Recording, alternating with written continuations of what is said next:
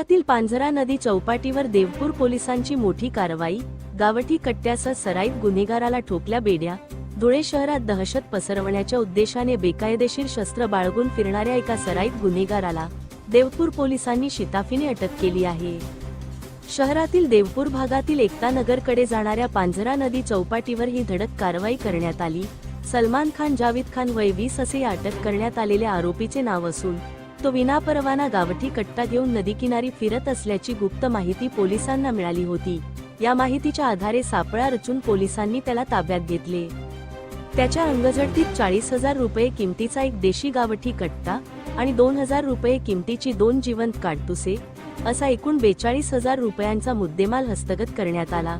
विशेष म्हणजे या 20 वर्षीय तरुणावर यापूर्वीही घरफोडी आणि बेकायदेशीर शस्त्र बाळगल्याचे 3 गंभीर गुन्हे देवपूर पोलीस ठाण्यात दाखल आहेत। ही उल्लेखनीय कामगिरी धुळ्याचे पोलीस अधीक्षक श्रीकांत धिवरे, अप्पर पोलीस अधीक्षक अजय देवरे आणि उपविभागीय पोलीस अधिकारी राजकुमार उपासे यांच्या मार्गदर्शनाखाली करण्यात आली।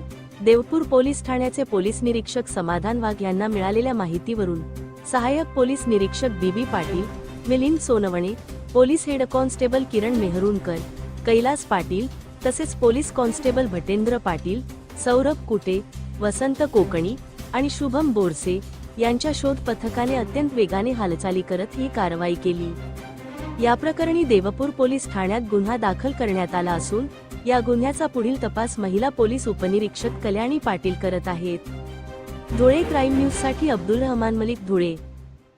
सध्या धुळ्यात देवपूर भागात आदिशक्ती एकविरा मातेचं यात्रा चालू आहे। त्या पार्श्वभूमीवर माननीय पोलीस अधीक्षक श्री श्रीकांत धिवरे, अपर पोलीस अधीक्षक श्री अजय देवरे तसेच एसडीपीओ श्री राजकुमार उपासे सर यांनी प्रतिबंधक कारवाई करण्याबाबत आदेशित केलेले होते।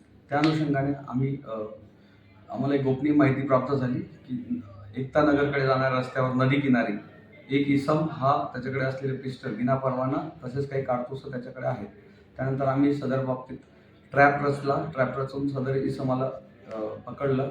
त्याची अंगझडती घेतली असता त्याच्याकडे एक पिस्टल, गावठी कट्टा प्लस 2 जिवंत काडतुसं मिळून सदर इसमावर भारतीय हत्यार कायदा कलम 325 तसेच मुंबई पोलीस अधिनियम 135 अन्वये कारवाई करण्यात आलेली आहे।